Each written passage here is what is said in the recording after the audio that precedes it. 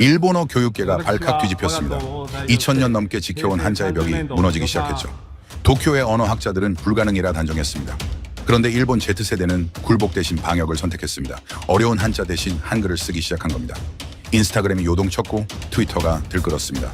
지금부터 일본 문자 혁명의 충격 실화 시작합니다. 저는 도쿄에서 일본 Z세대의 문자 사용 방식을 연구하는 언어사회학자입니다. 15년 동안 일본어의 변화를 관찰해왔죠. 대학에서 현대일본어학을 가르치면서 동시에 청소년 언어 문화를 추적해왔습니다.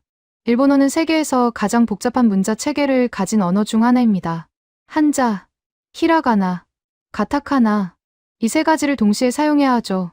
하나의 문장 안에서 세 가지 문자가 자유롭게 섞입니다. 특히 한자는 상용 한자만 2136자입니다. 중학교 졸업까지 약 2000자를 외워야 하고요. 고등학교를 마칠 때쯤에는 그 이상을 습득해야 합니다. 대학 입시를 준비하는 학생들은 3000자 이상을 암기하기도 하죠. 한자 하나하나에는 음독과 훈독이 있습니다. 같은 글자라도 문맥에 따라 발음이 달라지죠. 쉐이라는 글자만 해도 발음이 100가지가 넘습니다. 일본인조차 평생 한자 공부를 멈추지 못합니다. 저는 한자가 일본어의 핵심이라고 믿어왔습니다. 한자 없이는 일본어 문장이 성립하지 않는다고 생각했죠. 동음이어가 많은 일본어에서 한자는 의미를 구별하는 유일한 수단이었습니다. 한자를 빼면 문장의 뜻이 완전히 달라질 수도 있었죠. 그래서 저는 한자 교육의 중요성을 강조하는 논문을 여러 편 발표했습니다. 학회에서도 인정받았고 교육 정책 자문에도 참여했습니다. 일본어의 정체성은 한자에 있다고 확신했죠. 그런데 2020년대에 들어서면서 이상한 현상이 나타나기 시작했습니다. 제 연구실 대학원생 유카가 어느 날 물었습니다. 교수님, 요즘 인스타그램에서 한글 해시태그 보셨어요? 저는 무슨 말인지 이해하지 못했습니다. 일본 사람이 왜 한글을 쓴다는 건가요? 한국 여행 갔다 온 사람들이 기념으로 쓰는 정도겠지 생각했습니다. 유카는 스마트폰 화면을 보여줬습니다. 일본어 문장 사이사이에 한글이 섞여 있었습니다. 좋아요. 맛있어요. 예쁘다. 대박. 저는 처음에 한국 유학생이 쓴 글이라고 생각했습니다. 하지만 프로필을 확인해보니 분명히 일본인이었죠. 도쿄 출신, 17세, 고등학교 2학년. 한국어를 정식으로 배운 적이 없는 학생이었습니다. 유카가 설령했습니다. 요즘 중고등학생들 사이에서 유행이에요. 한글로 해시태그 달면 팔로워가 늘어난대요. 저는 충격을 받았습니다. 일본어 연구자로서 한 번도 예상하지 못한 현상이었죠. 일본의 젊은 세대가 자국 문자 대신 외국 문자를 선택한다? 이건 단순한 유행이 아니었습니다. 언어 역사에서 유래를 찾기 어려운 변화였죠. 저는 곧바로 현장 연구를 시작했습니다. 시부야, 하라주쿠, 아키하바라, 10대와 20대가 모이는 곳을 돌아다녔습니다. 카페에서, 거리에서, 학교 앞에서 인터뷰를 진행했죠. 거리에서 만난 한 여고생이 말했습니다. 한자요? 너무 복잡해서 싫어요. 획이 많은 글자는 스마트폰으로 치기도 어렵고요. 옆에 있던 친구가 덧붙였습니다. 한글은 달라요. 동그란 게 귀여워요. 인스타에 올리면 예뻐 보이고요. 또 다른 학생은 이렇게 말했습니다. 한국 아이돌 좋아하는데 가사에 나오는 한글이 멋있어 보였어요. 그래서 따라 쓰기 시작했죠. 저는 당혹스러웠습니다. 2000년 넘게 이어져 온 한자 문화가 흔들리고 있었습니다. 그것도 어른들의 강요가 아닌 젊은이들의 자발적인 선택에 의해서요. 일본 문부과학성은 이런 현상을 인지하지 못하고 있었습니다. 기성세대 학자들도 마찬가지였죠. 그들은 여전히 한자 교육 강화만을 논의하고 있었습니다. 디지털 시대의 문자 사용 변화에는 관심이 없었죠. 저도 처음에는 그들과 같은 생각이었습니다. 한글 사용은 일시적인 유행일 뿐이라고요. 몇 달 지나면 사라질 거라고 낙관했습니다. 하지만 시간이 지나도 현상은 사라지지 않았습니다. 오히려 확산되고 있었죠. 인스타그램에서 트위터로, 트위터에서 라인으로 한글이 일본 젊은이들의 SNS를 점령해가고 있었습니다. 저는 동료 교수들에게 이 현상을 설명했습니다. 하지만 대부분 코웃음을 쳤죠. 그게 뭐 대수야? 젊은 애들 장난이지. 한자 없이 일본어가 되겠어. 금방 돌아올 거야. 한 선배 교수는 단호하게 말했습니다. 자네가 너무 예민한 거야. 한자는 절대 사라지지 않아. 저도 그 말을 믿고 싶었습니다. 하지만 현장에서 본 것은 달랐습니다. 젊은이들은 진지했습니다. 한자를 거부하는 게 아니라 더 쉬운 대안을 찾고 있었죠. 그리고 그 대안이 바로 한글이었습니다.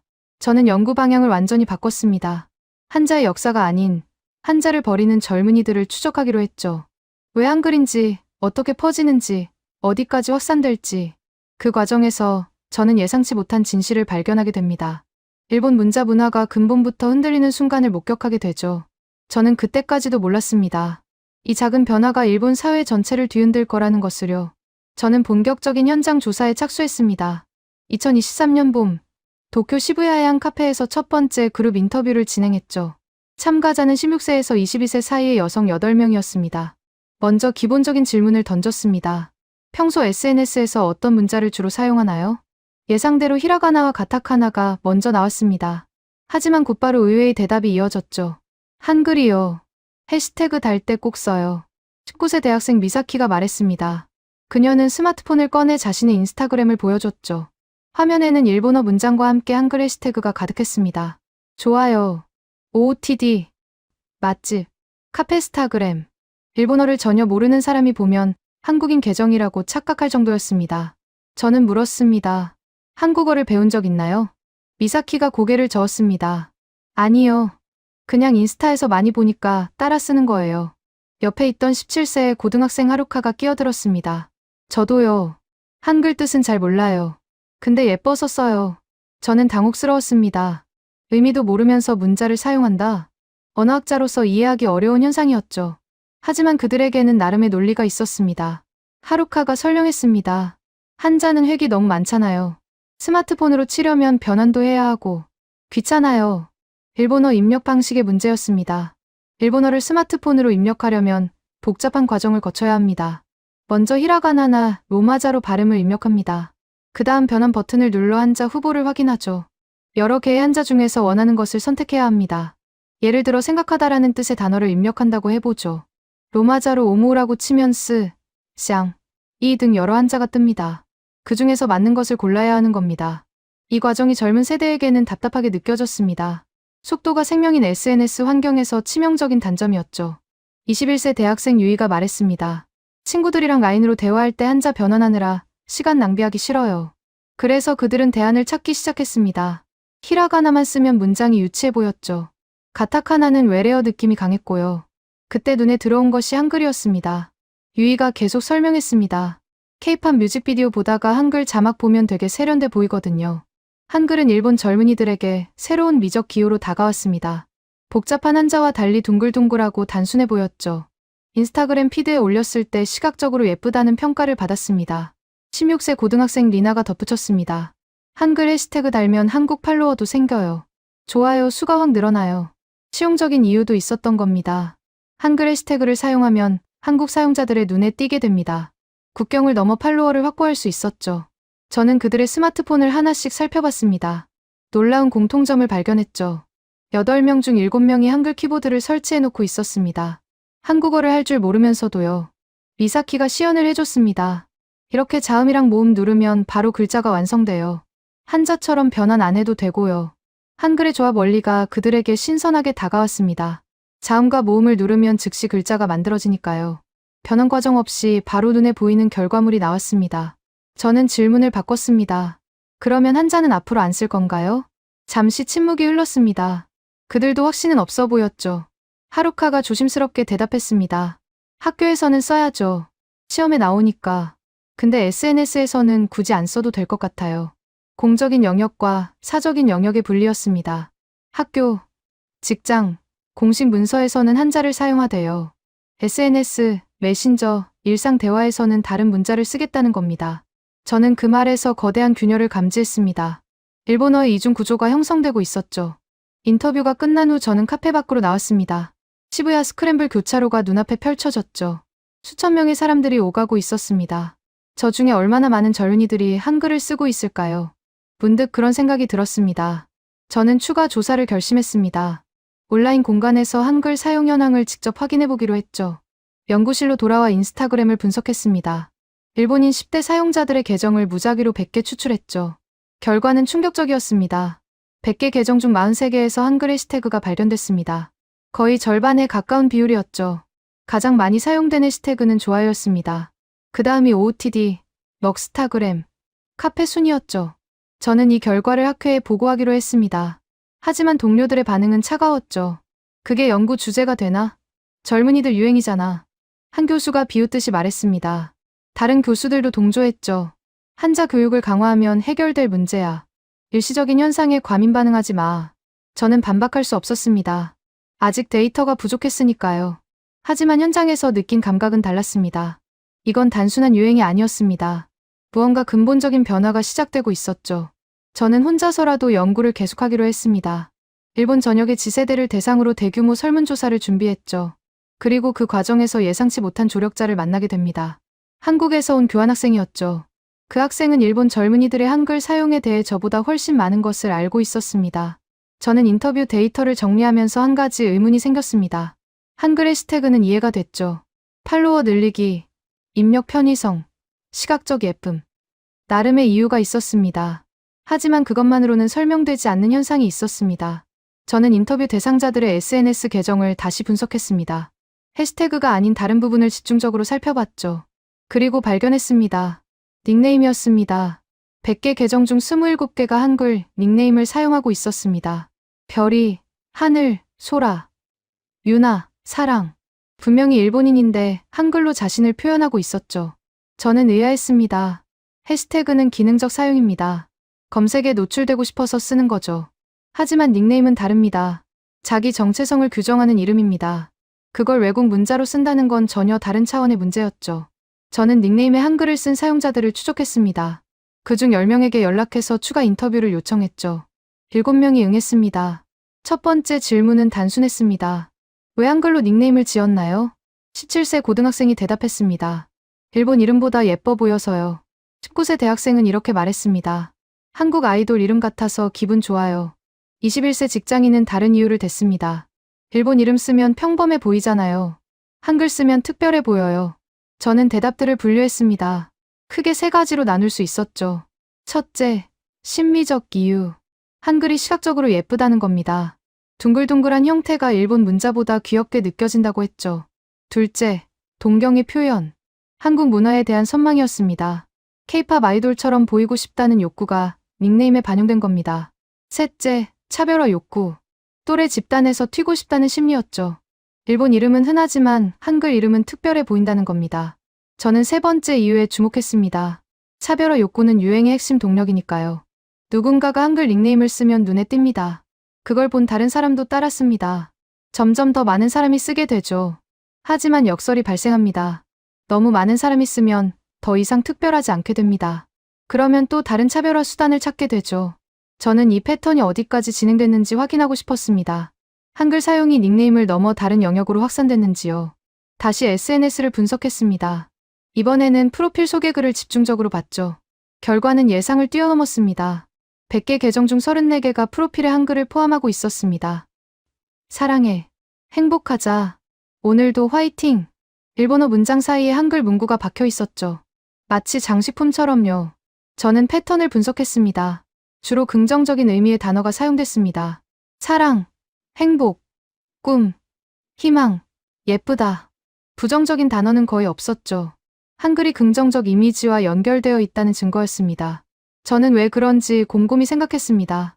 그리고 답을 찾았죠. K-팝이었습니다. 일본 지세대가 접하는 한국어는 대부분 K-팝 가사입니다. 사랑 노래가 압도적으로 많죠. 그래서 한글 자체가 달콤하고 로맨틱한 이미지를 갖게 된 겁니다. 저는 이 가설을 검증하기 위해 추가 조사를 실시했습니다.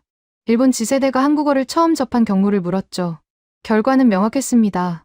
응답자의 78%가 K-팝을 통해 한국어를 처음 들었다고 답했습니다. 드라마가 15%, 유튜브가 5%, 기타가 2%였죠. K-팝이 한글 확산의 진원지였습니다. 가사에서 한글을 듣고, 뮤직비디오에서 한글을 보고, 자연스럽게 친숙해진 겁니다. 저는 연구 범위를 확대하기로 했습니다. 도쿄만으로는 부족했죠. 오사카, 나고야, 후쿠오카, 삿포로, 일본 주요 도시 전역을 조사하기로 했습니다. 각 도시에서 50명씩 총 250명을 대상으로 설문조사를 실시했죠.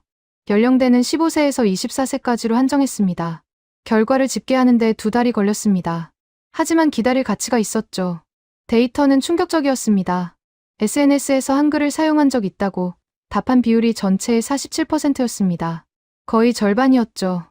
도시별로 보면 도쿄가 52%로 가장 높았습니다. 오사카가 48%, 후쿠오카가 45%, 나고야가 44%, 삿포로가 41%였죠. 대도시일수록 비율이 높았습니다. 하지만 지방 도시도 40%를 넘었습니다. 전국적인 현상이라는 뜻이었죠. 저는 이 데이터를 들고 학회에 다시 갔습니다. 이번에는 무시당하지 않았습니다. 한 교수가 물었습니다. 이게 정말 사실인가? 표본이 편향된 거 아닌가? 저는 방법문을 상세히 설명했습니다. 무작위 추출, 연령 분포, 성별 비율, 통계적으로 유의미한 결과라고 강조했죠. 회의장이 술렁였습니다. 일본어 학자들에게 이건 충격적인 소식이었습니다. 한 원로 교수가 말했습니다. 심각한 문제야. 대책을 세워야 해. 저는 속으로 생각했습니다. 대책이라니요. 이건 막을 수 있는 게 아닙니다. 이미 진행 중인 변화를 어떻게 막겠습니까? 학회가 끝난 후 한 기자가 저에게 접근했습니다. 경제지 소속이었죠. 교수님 연구 내용 기사로 써도 될까요? 저는 고개를 끄덕였습니다. 이 현상이 더 널리 알려져야 한다고 생각했습니다. 기사가 나간 후 예상치 못한 일이 벌어졌습니다. 기업들에서 연락이 오기 시작한 겁니다. 광고 회사, 마케팅 대행사, 화장품 브랜드, 패션 브랜드. 일본 지세대를 타깃으로 하는 기업들이었죠. 그들은 한결같이 같은 질문을 했습니다. 한글을 마케팅에 어떻게 활용할 수 있을까요? 저는 그제야 깨달았습니다. 이 현상은 언어학의 영역을 넘어서고 있었습니다. 경제와 산업 전반에 영향을 미치기 시작한 겁니다. 기업들의 연락이 쏟아졌습니다. 학회 발표 기사가 나간 직후부터였죠. 화장품 회사, 광고 대행사, 패션 브랜드, 식품 회사. 일본 지세대를 타깃으로 하는 기업들이었습니다. 그들은 한결같이 같은 질문을 했죠. 한글을 마케팅에 어떻게 활용할 수 있을까요? 첫 번째로 찾아온 건 대형 화장품 회사 마케팅 임원이었습니다. 교수님, 10대 타깃 신제품을 출시합니다. 패키지에 한글을 넣으면 효과가 있을까요? 저는 솔직하게 대답했습니다. 마케팅 전문가는 아닙니다만 데이터상으로는 긍정적인 반응이 예상됩니다. 임원이 기획 중인 제품 시안을 보여줬습니다. 일본어 브랜드명 아래에 한글이 작게 들어가 있었죠. 예쁘다, 사랑해, 빛나는. 저는 흥미로웠습니다. 한글이 상품의 부가가치가 되는 시대였습니다. 두 번째 연락은 광고 대행사에서 왔습니다. 그들은 더 구체적인 질문을 던졌죠. 일본 지세대가 가장 좋아하는 한글 단어가 뭔가요? 저는 데이터를 뒤져봤습니다. SNS에서 가장 많이 사용된 한글 표현을 정리했죠. 1위는 좋아요였습니다. 2위 사랑해, 3위 예쁘다, 4위 대박, 5위 화이팅. 광고 대행사는 이 목록을 받아갔습니다. 한 달 후, 그들이 만든 광고가 유튜브에 올라왔죠. 일본 아이돌이 등장하는 음료 광고였습니다. 마지막 장면에서 아이돌이 한글로 화이팅이라고 외쳤죠. 댓글창이 폭발했습니다. 한글 발음 너무 귀여워. 나도 화이팅 배워야지. 한국어 하는 모습 최고. 광고는 일주일 만에 조회수 500만을 넘겼습니다. 매출도 올랐다는 후문이 들려왔죠. 저는 이 현상을 기록했습니다. 언어가 경제에 미치는 영향을 실시간으로 목격하고 있었습니다. 세 번째 연락은 의외의 곳에서 왔습니다. 일본 공영방송이었죠. 한글 현상에 대한 다큐멘터리를 제작합니다. 자문을 부탁드립니다. 저는 수락했습니다. 이 현상이 대중에게 알려져야 한다고 생각했거든요. 제작진과 함께 촬영을 다녔습니다. 시부야, 하라주쿠, 시노쿠보. 젊은이들이 모이는 거리마다 한글 간판이 눈에 띄었죠. 시노쿠보는 특히 놀라웠습니다. 코리아타운이라 불리는 이 거리는 완전히 변해 있었습니다. 10년 전만 해도 제1교포들의 생활 터전이었죠. 한국 식료품점, 한국 식당, 한국 미용실, 실용적인 상점들이 대부분이었습니다. 하지만 지금은 달랐습니다. K-팝 굿즈 샵, 한국 화장품 매장, 한국 카페. 일본 젊은이들을 위한 공간으로 탈바꿈해 있었죠. 토요일 오후, 시노쿠보 거리는 인파로 넘쳤습니다. 대부분이 10대, 20대 일본 여성이었습니다. 손에는 K-팝 아이돌 사진이 들려 있었죠. 저는 그중 한 무리에게 다가갔습니다. 고등학생으로 보이는 4명이었죠. 여기 자주 와요? 한 학생이 대답했습니다. 거의 매주요. 여기 오면 한국에 온 기분이에요. 저는 질문을 이어갔습니다. 한국에 가본 적 있어요? 4명 모두 고개를 저었습니다. 한 번도 가본 적 없다고 했죠. 하지만 그들은 한국을 동경하고 있었습니다. 가보지 않은 나라를요. 한글과 K-팝을 통해 상상 속의 한국을 그리고 있었죠. 저는 이 장면이 묘하게 느껴졌습니다. 과거 일본 문화가 한국에서 인기였던 시절이 떠올랐거든요. 1990년대와 2000년대 초반. 한국 젊은이들은 일본 드라마와 J-팝에 열광했죠. 일본어를 배우고 일본 여행을 꿈꿨습니다. 지금은 그 흐름이 완전히 뒤집힌 겁니다. 일본 젊은이들이 한국을 동경하는 시대가 됐죠. 제작진이 인터뷰를 요청했습니다. 카메라 앞에 섰습니다. 교수님, 이 현상을 어떻게 해석하시나요? 저는 신중하게 대답했습니다. 문화의 힘입니다. K-팝과 한국 드라마가 일본 젊은 세대의 인식을 바꿔놓았죠. 제작진이 다시 물었습니다. 일본어에 어떤 영향을 미칠까요? 저는 잠시 생각했습니다. 모르겠습니다. 이 현상이 어디까지 갈지 예측하기 어렵습니다. 촬영이 끝난 후 저는 혼자 시노쿠보 거리를 걸었습니다. 한글 간판들이 즐비한 골목을 지나갔죠. 치킨, 떡볶이, 삼겹살, 빙수. 한국 음식 이름이 일본어 없이 한글로만 적혀 있었습니다. 그런데도 일본 손님들이 줄을 서 있었죠. 저는 문득 깨달았습니다.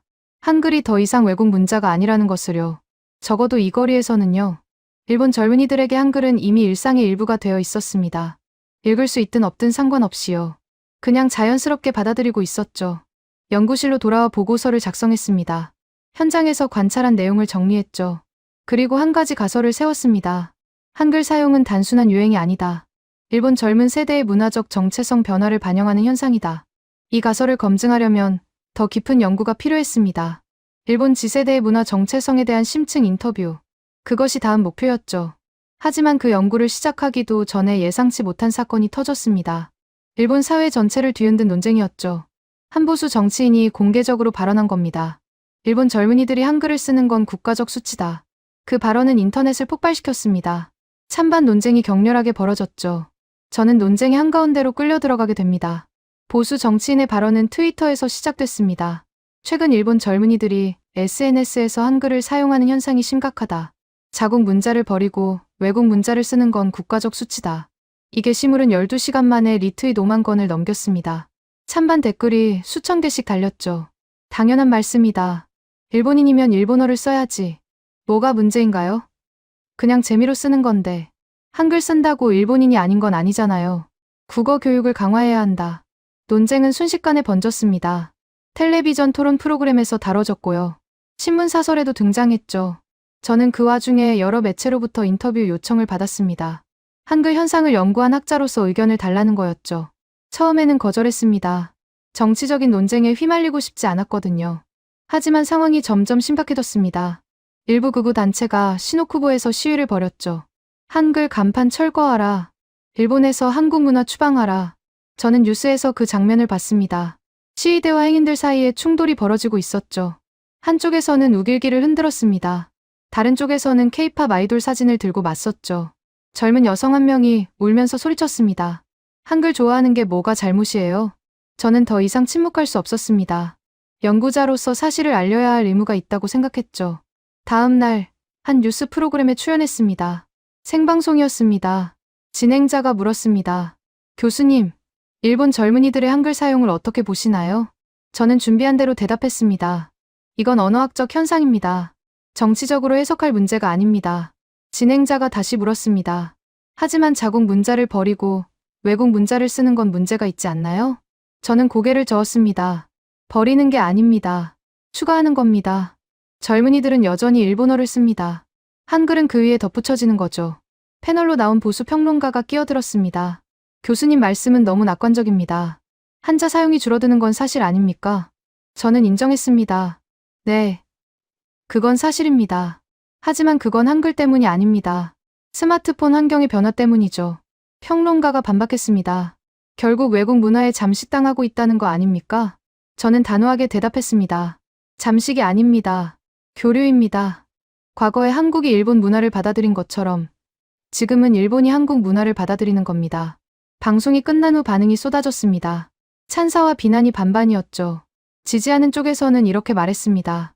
드디어 제대로 된 전문가 의견이 나왔다. 문화 교류를 정치화하지 말아야 한다. 비난하는 쪽은 격렬했습니다. 외국 학자, 한국에서 돈 받았나? 대학에서 쫓아내라. 저는 처음으로 온라인 공격을 경험했습니다. 제 연구실 이메일로 협박 메시지가 들어왔죠. 대학 측의 항해 전화도 빗발쳤습니다. 학과장이 저를 불렀습니다. 당분간 매체 출연을 자제해 주시겠습니까? 저는 고개를 끄덕였습니다. 더 이상 논쟁에 휘말리고 싶지 않았거든요. 하지만 현상은 멈추지 않았습니다. 오히려 논쟁이 한글에 대한 관심을 더 높였죠. 역설적인 일이었습니다.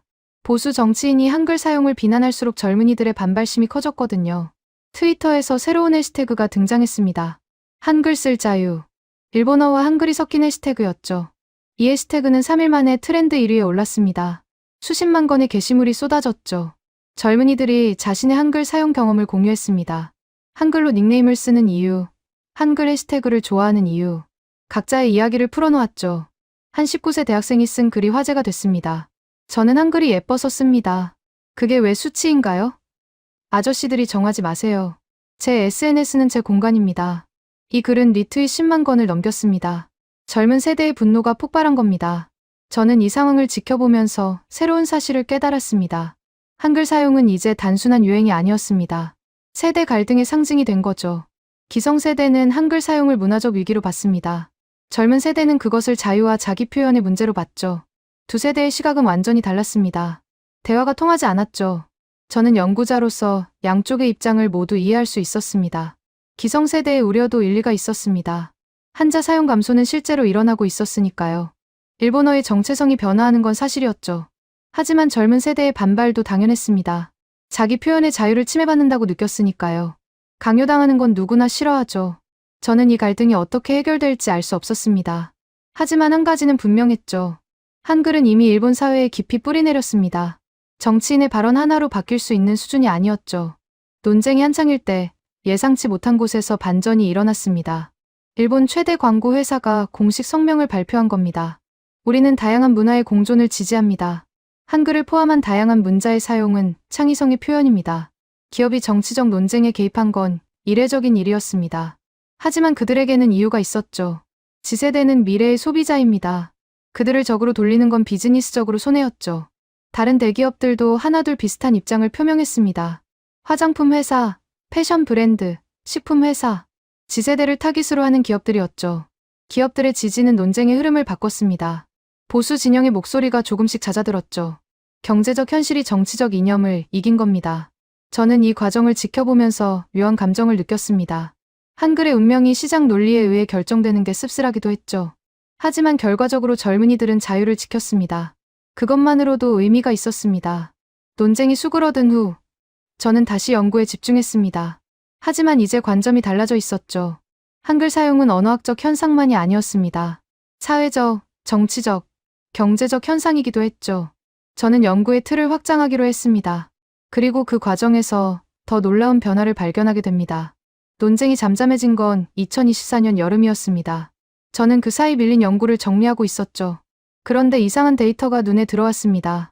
일본 서점가의 베스트셀러 목록이었죠. 어학 분야 1위부터 5위까지 전부 한국어 교재였습니다. 저는 처음에 오류인 줄 알았습니다. 하지만 확인해보니 사실이었죠. 한국어 교재 판매량이 전년 대비 180% 증가했습니다. 영어 교재를 제치고 외국어 분야 1위를 차지한 겁니다. 저는 서점을 직접 찾아갔습니다. 도쿄 신주쿠의 대형 서점이었죠. 어학 코너에 들어서자마자 놀랐습니다. 한국어 교재가 벽면 전체를 차지하고 있었거든요. 초급 회화, 한글 쓰기, K-팝 가사로 배우는 한국어, 드라마 대사로 익히는 한국어. 종류도 다양했습니다. 그 중에서 가장 눈에 띄는 건 표지 디자인이었죠.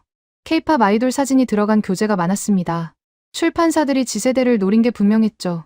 저는 서점 직원에게 물었습니다. 한국어 교재가 이렇게 많이 팔리나요? 직원이 고개를 끄덕였습니다. 요즘 제일 잘 나가요. 특히 10대, 20대 손님이 많이 사가세요. 저는 진열대 앞에 서 있는 손님들을 관찰했습니다. 대부분 젊은 여성이었죠. 교재를 꼼꼼히 살펴보고 있었습니다. 한 고등학생이 친구에게 말했습니다. 이거 사자. 오빠 라이브 볼 때 뭐라고 하는지 알아듣고 싶어. 옆에 있던 친구가 대답했습니다. 나도. 위버스 댓글 한글로 달고 싶거든. 저는 그 대화를 듣고 메모했습니다. 한글 사용의 동기가 학습 욕구로 전환되고 있었습니다. 처음에는 그냥 따라쓰기만 했죠. 뜻도 모르고 예뻐서 쓰는 수준이었습니다. 하지만 이제는 달랐습니다. 제대로 배우고 싶다는 욕구가 생긴 겁니다. 저는 이 변화를 추적하기로 했습니다. 한국어 학원 등록 현황을 조사했죠. 결과는 놀라웠습니다. 도쿄 시내 한국어 학원 등록자 수가 2년 사이 3배로 늘어나 있었습니다. 특히 10대 후반에서 20대 초반의 증가율이 압도적이었죠. 전체 신규 등록자의 67%가 이 연령대였습니다. 저는 한 학원을 직접 방문했습니다. 시노쿠보에 위치한 중형 학원이었죠. 원장이 저를 맞았습니다. 요즘 학생이 너무 많아서 강사 구하기가 힘들어요. 저는 물었습니다. 학생들이 왜 한국어를 배우려고 하나요? 원장이 웃으며 대답했습니다. 대부분 K-팝 때문이죠. 아이돌 말을 알아듣고 싶다고 해요. 저는 수업 참관을 요청했습니다. 원장이 흔쾌히 허락했죠. 초급반 수업이었습니다. 학생은 12명, 전원 여성이었죠. 연령대는 16세에서 24세까지 다양했습니다. 강사가 칠판에 한글 자모를 적었습니다. 기역, 니은, 디귿, 리을. 학생들이 따라 읽었습니다. 발음이 서툴렀지만 열정만은 대단했죠. 강사가 질문했습니다. 오늘 배운 글자로 좋아하는 아이돌 이름 써볼까요? 학생들의 눈이 반짝였습니다. 저마다 노트에 한글을 적기 시작했죠. 저는 그 모습을 보면서 깨달았습니다. 한글이 단순한 유행을 넘어서고 있다는 것을요. 유행은 소비만 합니다. 하지만 학습은 투자입니다. 시간과 돈을 들여 배운다는 건 진지한 관심의 표현이죠. 수업이 끝난 후 학생 몇 명을 인터뷰했습니다. 19세 대학생이 말했습니다. 처음에는 그냥 인스타에 쓰려고 한글 배웠어요. 근데 배우다 보니까 재밌어서 제대로 공부하고 싶어졌어요. 17세 고등학생은 이렇게 말했죠. 한국 드라마 자막 없이 보는 게 목표예요. 아직 멀었지만요. 22세 직장인은 더 구체적인 계획이 있었습니다. 내년에 한국 여행 가려고요. 현지에서 한국어로 대화하고 싶어요. 저는 이 대답들을 기록하면서 흥미로운 패턴을 발견했습니다. 학습 동기는 K-팝에서 시작됐지만 목표는 점점 확장되고 있었죠. 아이돌 이해에서 드라마 시청으로, 드라마 시청에서 여행과 소통으로, 한국어가 단순한 팬덤 언어에서 실용적인 외국어로 격상되고 있었습니다. 저는 다음으로 대학가를 조사했습니다. 일본 대학의 한국어 강좌 개설 현황을 살펴봤죠.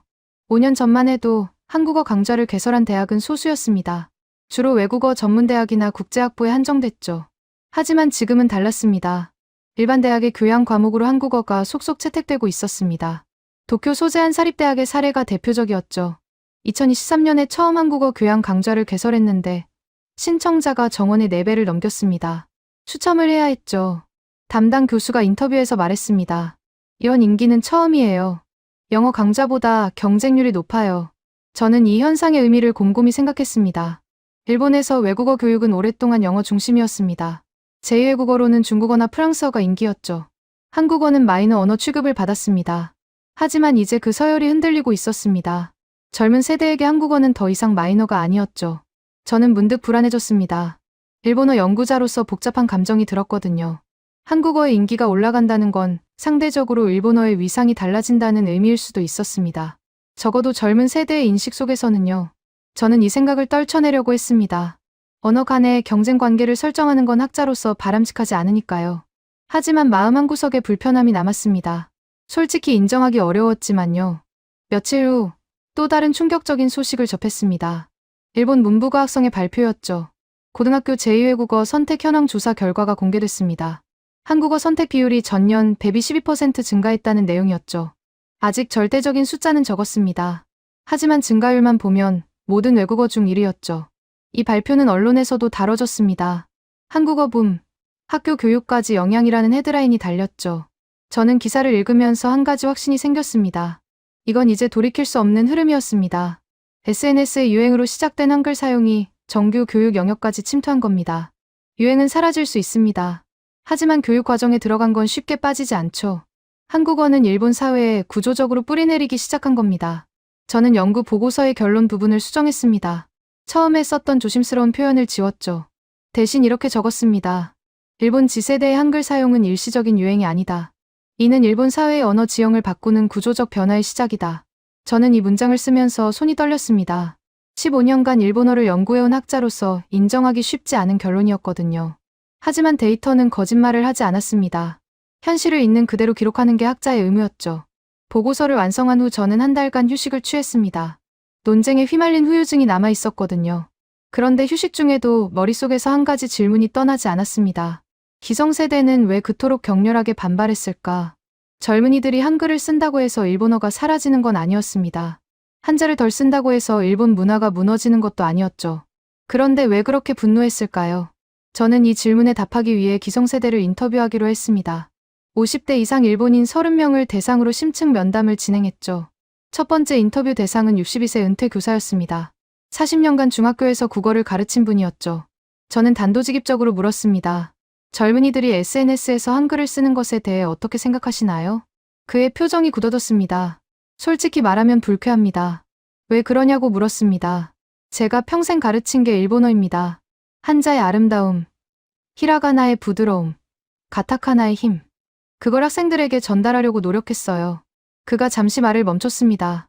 그런데 지금 젊은이들은 그걸 쉽게 버리잖아요. 어렵다고, 귀찮다고, 대신 외국 문자를 쓴다고요. 배신당한 기분이에요. 저는 고개를 끄덕였습니다. 그의 감정을 이해할 수 있었죠. 평생을 바친 것이 부정당하는 느낌. 그건 누구에게나 고통스러운 일입니다. 두 번째 인터뷰 대상은 58세 출판사 편집자였습니다. 30년간 일본 문학을 다뤄온 분이었죠. 그녀는 다른 관점을 제시했습니다. 저는 한글 사용 자체가 문제라고 생각하지 않아요. 문제는 한자를 포기하는 태도예요. 무슨 뜻이냐고 물었습니다. 한자는 어려워요. 맞아요. 하지만 그 어려움을 극복하는 과정에서 인내심과 교양이 길러지는 거예요. 쉬운 길만 찾으면 성장할 수 없어요. 그녀가 한숨을 쉬었습니다. 요즘 젊은이들은 너무 쉬운 것만 좋아해요. 한글이 쉬우니까 쓴다. 그건 도피예요. 저는 메모하면서 생각했습니다. 세대 간의 가치관 차이가 여기에 있었죠. 기성세대는 어려움을 극복하는 것을 미덕으로 봤습니다. 젊은 세대는 효율성을 중시했죠. 어느 쪽이 옳다고 단정할 수는 없었습니다. 시대가 달라지면 가치관도 달라지니까요. 세 번째 인터뷰 대상은 55세 회사원이었습니다. 그는 솔직하게 속마음을 털어놓았죠. 사실 저는 한국이 싫어요. 왜 그러냐고 물었습니다. 어릴 때부터 그렇게 배웠으니까요. 한국은 일본보다 못한 나라라고. 그런데 지금은 어떻습니까? 젊은이들이 한국 문화에 열광하고 한글을 배우고 세상이 뒤집힌 거예요. 그가 목소리를 낮췄습니다. 솔직히 자존심이 상해요. 우리가 그렇게 무시하던 나라의 문자를 우리 젊은이들이 쓴다는 게. 저는 그 말을 듣고 씁쓸했습니다. 하지만 이것도 하나의 현실이었죠. 역사적 편견이 언어에 대한 태도에 영향을 미치고 있었습니다. 한글 반대의 이면에는 복잡한 감정이 얽혀 있었던 겁니다. 30명의 인터뷰를 마친 후 저는 결과를 분류했습니다. 기성세대가 한글 사용에 반발하는 이유는 크게 세 가지였죠. 첫째, 문화적 자부심의 상처. 평생 지켜온 일본어의 가치가 부정당하는 느낌. 둘째, 세대 간 가치관 충돌. 노력과 인내를 중시하는 기성세대와 효율을 중시하는 젊은 세대의 차이. 셋째, 역사적 편견. 한국에 대한 우월감이 무너지는 데서 오는 불쾌함. 세 가지 이유는 서로 연결되어 있었습니다. 복합적으로 작용하면서 격렬한 반발을 만들어낸 거죠. 저는 이 분석 결과를 논문으로 정리했습니다. 제목은 이렇게 붙였죠. 일본 기성세대의 한글 사용 반발에 관한 사회심리학적 분석. 논문은 학회에서 호평을 받았습니다.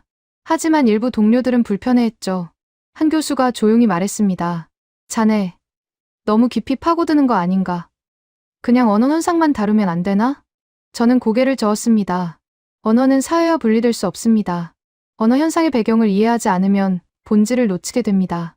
그 교수는 더 이상 말하지 않았습니다. 하지만 눈빛이 불편해 보였죠. 저는 그 반응이 재미있었습니다.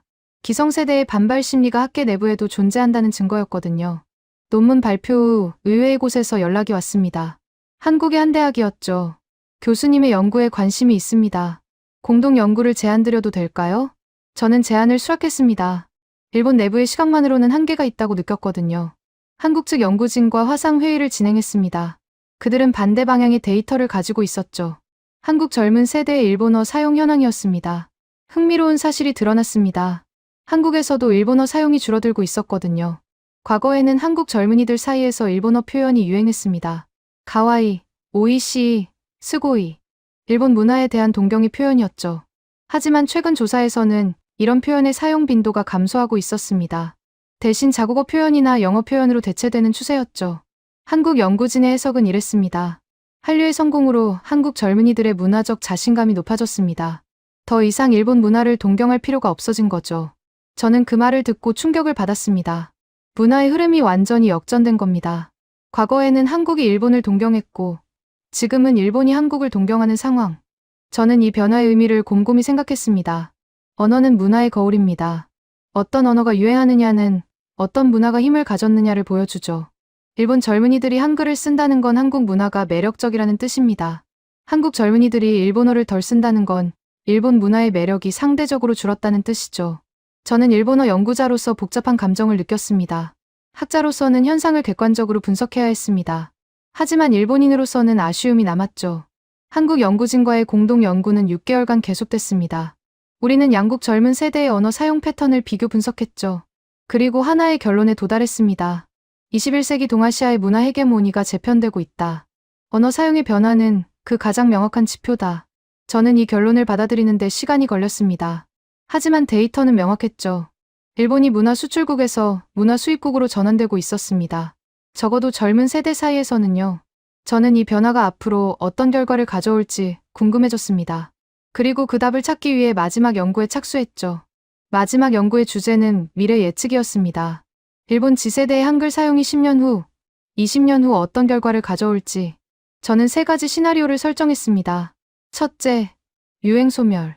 한글 사용이 일시적인 유행으로 끝나고 사라지는 경우. 둘째, 공존 정착. 한글이 일본어의 일부로 자연스럽게 흡수되는 경우. 셋째, 구조적 변화. 한글 사용이 일본어 체계 자체를 바꾸는 경우. 각 시나리오의 가능성을 검토하기 위해 과거 사례를 분석했습니다. 먼저 유행 소멸 시나리오를 살펴봤죠. 과거에도 외국어가 일본에서 유행했다가 사라진 사례가 있었습니다. 1990년대 영어 표현 붐이 대표적이었죠. 젊은이들이 일상 대화에 영어를 섞어 쓰는 게 유행했습니다. 하지만 그 유행은 10년쯤 지나 자연스럽게 수그러들었죠. 영어 표현은 일부만 남고 대부분 사라졌습니다. 한글도 같은 경로를 밟을 가능성이 있었습니다. K-팝 인기가 식으면 한글 사용도 줄어들 수 있으니까요. 하지만 저는 이 시나리오의 가능성을 낮게 봤습니다. 영어 붐과 한글 붐 사이에는 결정적인 차이가 있었거든요. 영어 붐은 학습으로 이어지지 않았습니다. 그냥 멋있어 보여서 따라 쓴 것에 불과했죠. 반면 한글 붐은 학습 열풍을 동반하고 있었습니다. 서점의 한국어 교재, 학원 등록자 증가, 대학 강좌 개설, 체계적인 학습이 이뤄지고 있었죠. 학습된 언어는 쉽게 사라지지 않습니다.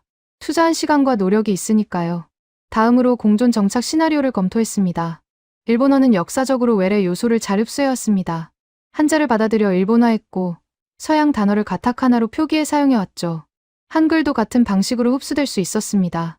특정 상황에서 특정 표현만 사용하는 식으로요. 예를 들어 SNS에서는 한글을 쓰되 공식 문서에서는 일본어만 쓰는 거죠. 이중 언어 환경이 자연스럽게 정착하는 겁니다. 저는 이 시나리오의 가능성을 가장 높게 봤습니다. 현재 상황이 이미 이 방향으로 가고 있었거든요. 젊은이들은 상황에 따라 문자를 선택하고 있었습니다.